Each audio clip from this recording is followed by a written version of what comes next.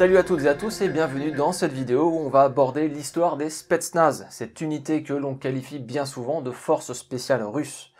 Vidéo qui m'a été vivement recommandée par un fidèle abonné que je salue chaudement.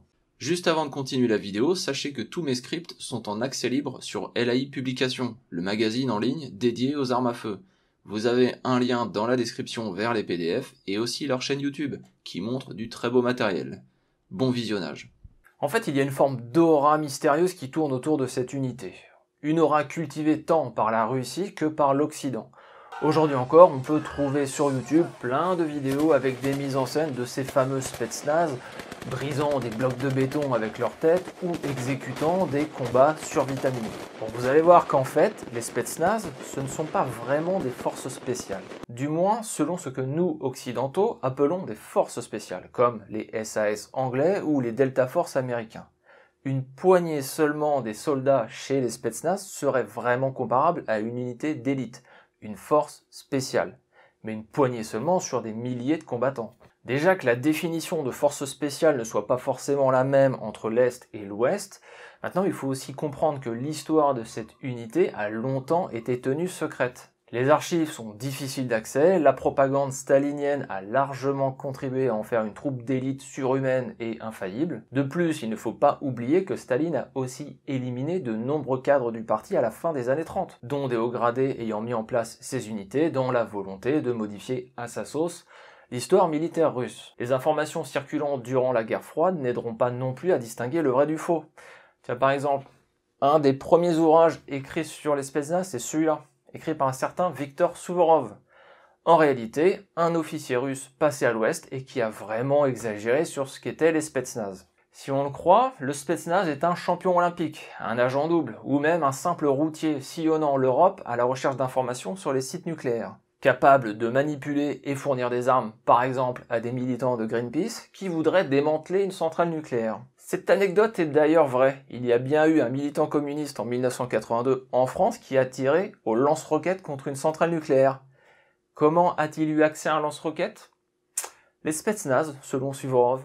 Mais le bouquin est rempli d'anecdotes toutes plus incroyables les unes que les autres sur l'entraînement des Spetsnaz, comparant ces soldats à une meute de loups, n'hésitant pas à achever leurs camarades qui se seraient blessés durant une mission. Il y a aussi des techniques de torture dans ce livre assez amusantes. Allez, par exemple, comment faire parler quelqu'un en quelques secondes.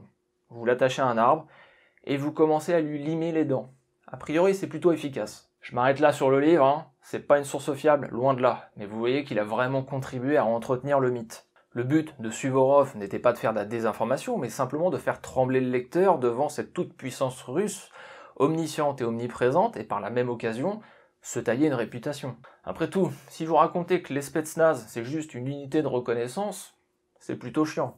Et d'ailleurs, ça veut dire quoi, Spetsnaz? Oui, car depuis le début, je vous parle de force spéciale, mais la sémantique a vraiment une importance pour désigner cette unité. Eh bien, Spetsnaz, c'est la contraction de Spécialnoye Nasnechnia. Oui, mon accent russe est aussi mauvais que mon accent allemand, hein. Je ne m'appelle pas Gouvajde. Le problème, c'est qu'il n'y a pas de traduction appropriée. En français, ça donnerait « à but spécial ». Vous voyez, pas très convaincant comme traduction, mais c'est pareil en anglais. Ce qu'il faut comprendre, et comme je vous le disais, ce n'est pas vraiment une force spéciale, mais en réalité une unité qui a des objectifs spéciaux. Comprendre par là, différents de l'armée régulière. Et pour mieux comprendre un peu tout ça, il faut donc commencer par le début, c'est-à-dire 1918.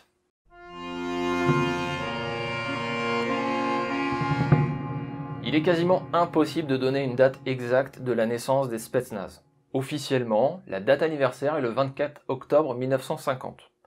En réalité, les racines de ces troupes remontent à la sortie de la Première Guerre mondiale. Petit rappel historique bref, mais les bolcheviks prennent le pouvoir en octobre 1917. Ils créent ensuite l'armée rouge en janvier 1918, mais le pays est dans un chaos indescriptible et cette jeune armée va devoir combattre sur plusieurs fronts, face notamment aux Blancs, et aussi à une multitude de groupes nationalistes aux quatre coins du pays, sans parler de rivaux soviétiques et même de forces d'intervention anti-bolcheviques, anglaises, françaises, japonaises, et j'en passe.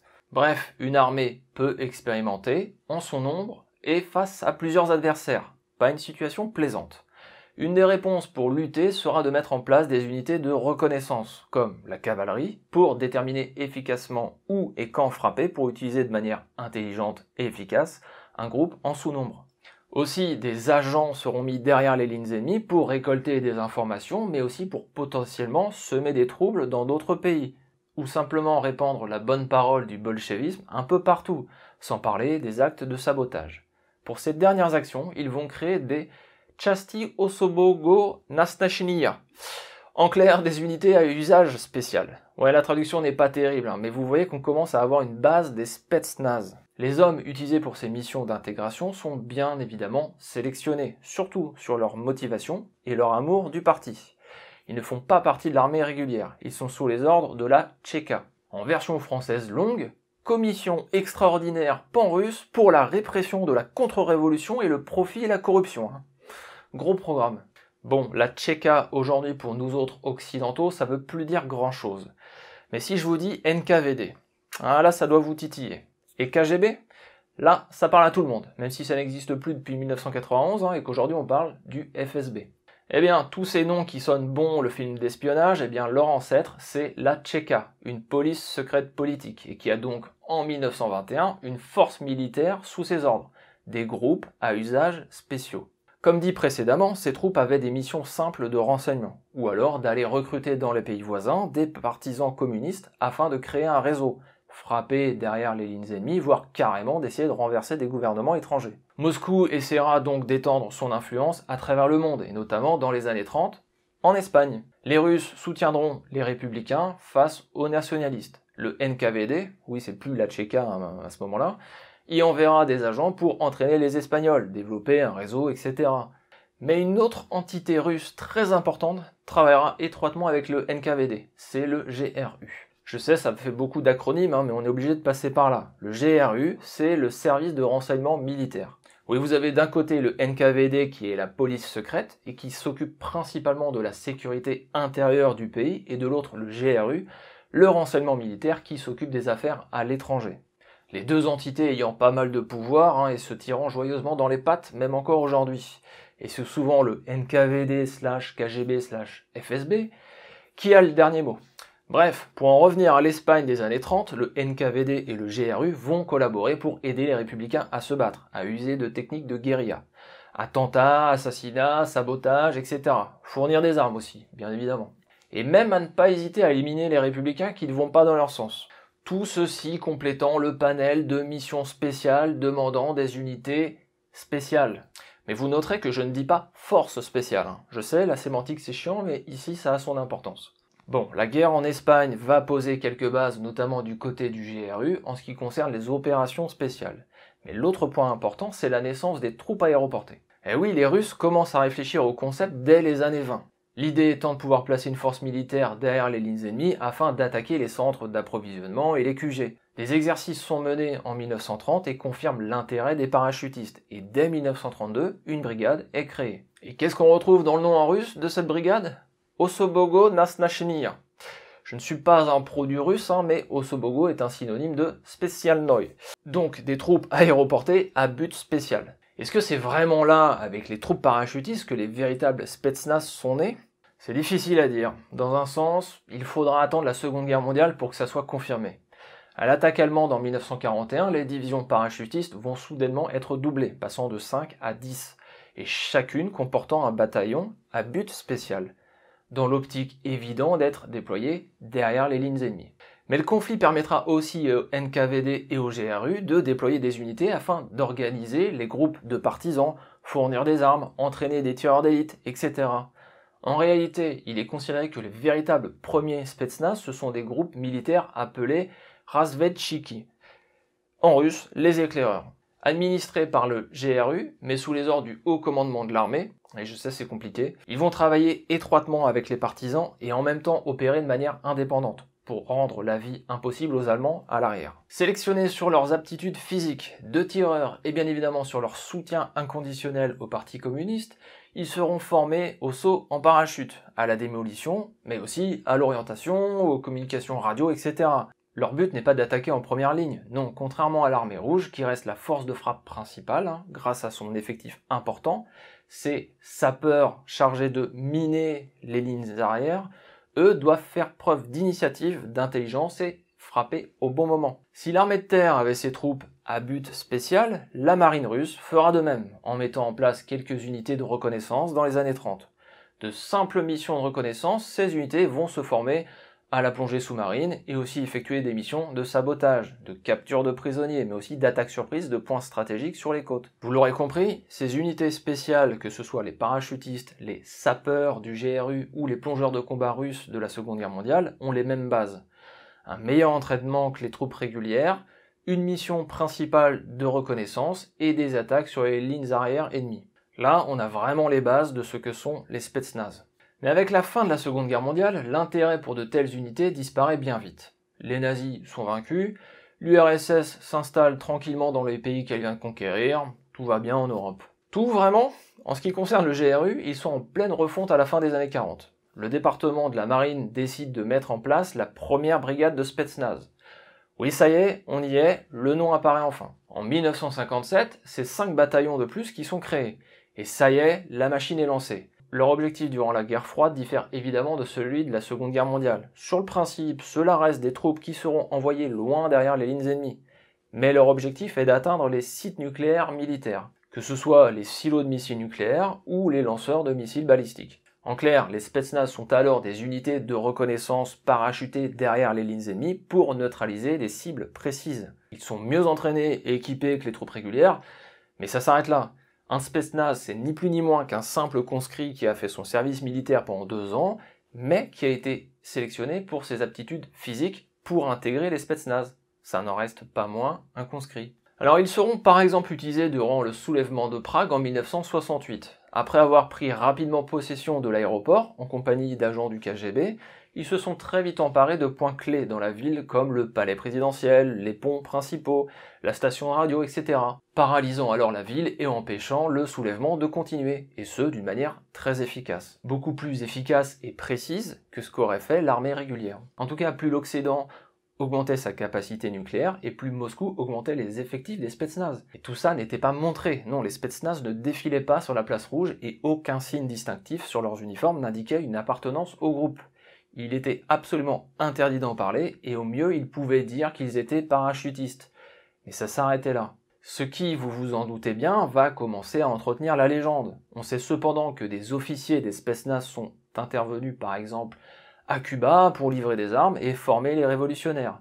Mais qu'ils furent aussi présents un peu partout en Amérique latine, Asie, Afrique, bref là où il fallait combattre le monde occidental. Ils seront de nouveau utilisés durant la guerre d'Afghanistan, comme unité de reconnaissance bien sûr, mais surtout pour s'infiltrer parmi les locaux, traquer les moudjahidines dans les montagnes et tendre des embuscades. Encore une fois, là où l'armée régulière se casse les dents car beaucoup trop rigide face à des techniques de guérilla, les Spetsnaz, eux, s'adaptent. Mais la guerre d'Afghanistan se termine et on arrive sur une période assez particulière pour l'URSS avec l'année 1991, la chute. Brièvement, cette période de troubles au sein de la Russie va remettre en cause l'objectif principal des Spetsnaz, qui était de détruire les sites nucléaires occidentaux. Leur rôle va être remis en question, et quelques années de crise plus tard, arrive la première guerre de Tchétchénie en 1994. Ah oui déjà. Sauf que l'offensive russe a été très mal préparée et les Spetsnaz seront lancés corps et âme dans la bataille. En fait, ils seront bien utilisés au début comme unité de reconnaissance, leur rôle principal. Le problème c'est qu'en face déjà, il y a les Tchétchènes, c'est-à-dire des gens armés et très déterminés, qui combattent sur leur territoire. Et pire, il y a aussi d'anciens Spetsnaz parmi leurs rangs. Tant et si bien que l'état-major va utiliser ses propres Spetsnaz, non plus comme éclaireurs, mais comme force de frappe principale. Erreur, car les combats urbains seront très violents et consommateurs d'hommes. Le moral parmi les troupes et même les commandants des Spetsnaz sera au plus bas, et ils se retireront en 1995, laissant les Tchétchènes reprendre Grozny en 1996. Le premier conflit s'arrête en 1997, mais reprendra en 1999. Avec qui à sa tête ? Un certain Vladimir Poutine. Eh oui. Je vous la fais courte cette fois-ci, c'est mieux préparé, les Spetsnaz sont cantonnés à leur rôle classique. Le conflit est officiellement terminé en 2002, même si des opérations antiterroristes continuent jusqu'en 2009. Bon, il y aura encore la Géorgie en 2008, mais concrètement, les rôles sont là et ne changent plus. Il s'agit d'unités de reconnaissance, administrées par le GRU. Ils s'illustreront une nouvelle fois dans un conflit que vous connaissez bien, la guerre en Ukraine, et notamment dans l'annexion de la Crimée avec la prise du port de Sébastopol en 2014. On devait les comparer à des unités occidentales, on pourrait les mettre au niveau des Rangers américains, ou du 2e rep en France. De plus, le terme Spetsnaz est devenu un peu générique et utilisé un peu partout par les Russes dès qu'il s'agit de parler d'une unité spécialisée. Le FSB a par exemple ses propres Alpha Spetsnaz, mais dont le but sont les missions antiterroristes. En fait, il y a plusieurs groupes qui sont aussi appelés Spetsnaz avec des missions plus typées police, sécurité intérieure, etc. et d'autres de type militaire. Leur histoire continue d'évoluer.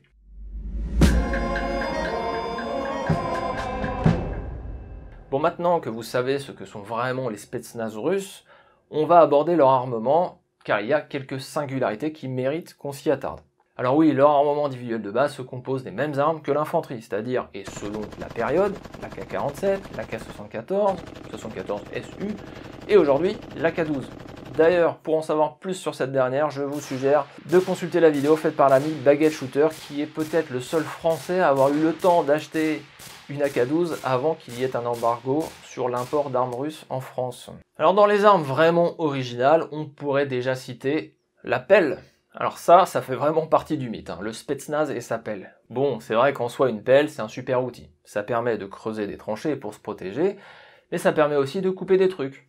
Du bois, mais aussi des gens. Bon, les soldats russes ne sont pas les seuls à avoir utilisé une pelle durant un conflit, mais visiblement ils en ont fait une spécialité. Et franchement, je n'aimerais pas me prendre une pelle lancée par un Spetsnaz. Mais encore mieux qu'une pelle, le Spetsnaz lui-même. Ils ont développé un sport de combat qui leur est propre, le Sambo. Cet art martial a été imaginé dans les années 20 par un soldat russe revenant d'un stage au Japon et qui pratiquait le judo et le jujitsu. Bon, c'est comme la pelle, vous avez plein de vidéos sur le net qui montrent à quel point cet art martial surpasse tout et qu'il rend chaque Spetsnaz comme une vraie machine à tuer. J'oserais dire qu'il y a des similitudes avec le Krav Maga. Dans les accessoires intéressants, on retrouve un couteau, le NRS-2.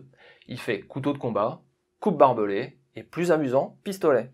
Oui, il tire une cartouche de 7,62 par 40. Alors bon, déjà, il est monocoup avec le canon situé au bout du manche. Et en plus, pour tirer, il faut retirer le fourreau et se retrouver avec la lame en direction du visage. Le coupe barbelé est, lui, situé au niveau du fourreau. En réalité, ces couteaux ne sont pas très utilisés par les Spetsnaz, car peu pratiques. Mais ils font partie du mythe. Et quitte à avoir une arme à feu avec silencieux, autant se prendre le PB Pistol, un Makarov P9 avec un silencieux. Le Stechkin, lui aussi, aura une version silencieuse. Et que dire des VSS Vintorez, AS-Val et SR3 Vicre avec ce silencieux démesuré. Bon là je sais, il y a plein d'armes russes dont on n'a pas du tout l'habitude de voir et je pourrais encore nommer toutes celles-là. Mais rassurez-vous, si la finesse ce n'est pas votre truc, vous pouvez aussi prendre le 6G30 avec des grenades de 40 mm ou carrément passer au RPG 26, 27, 29 et 30. Il y en a pour tous les goûts. Bon tout ça c'est cool, mais vous savez ce qui est encore plus cool? Des armes à feu sous-marines. Et oui, il ne faut pas oublier qu'il y a aussi des Spetsnaz dans la marine russe, et que ces hommes ont besoin d'armes capables d'aller dans l'eau. Et les Russes ont été assez inventifs avec premièrement un pistolet, le SPP-1M. Développé dans les années 60, ce pistolet tire des fléchettes en acier de 4,5 mm. Il dispose de 4 canons, et après les 4 tirs, le pistolet peut être rechargé dans l'eau. La portée pratique est de 5 à 20 mètres, selon la profondeur à laquelle se trouve le plongeur. Par contre, le pistolet est peu utilisable en dehors de l'eau. L'autre arme sous-marine développée dans les années 70 est l'APS. Il tire aussi des fléchettes de 12 cm de long et 5,66 mm de diamètre avec une capacité de 26 fléchettes. Mais encore une fois, une faible portée en dehors de l'eau de 100 mètres, et sous l'eau on est sur les mêmes performances que le pistolet. Ces deux armes seront peu utilisées et surtout remplacées par l'ASM-DT Morskoy Lev, lion de mer en français. Chambré en 5,45, il utilise les mêmes chargeurs de l'APS, avec des cartouches et des fléchettes en acier, pour bien évidemment le tir sous-marin. Et une fois au-dessus de la surface, il suffit d'enlever le chargeur, de tirer vers l'avant la porte du chargeur et d'utiliser un simple chargeur d'AK-74. Il n'y a pas deux canons différents, c'est le même pour les fléchettes et les balles classiques. La SMDT aurait été adoptée vers l'an 2000, mais rien n'est vraiment sûr. Par contre, les Russes ont continué à développer un fusil d'assaut amphibie pour leurs nageurs de combat, l'ADS. Là, on a quand même un peu plus d'infos, et le fusil fait complètement l'impasse sur les cartouches à fléchettes.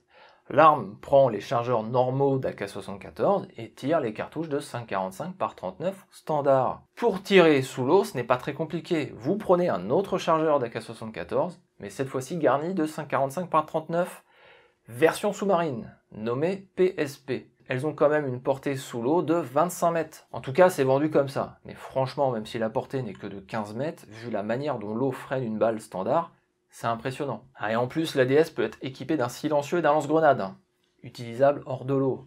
L'ADS serait aussi adopté depuis 2005 par l'armée russe. Encore une fois, ça reste un matériel plutôt confidentiel et très peu utilisé, mais que je trouve très intéressant.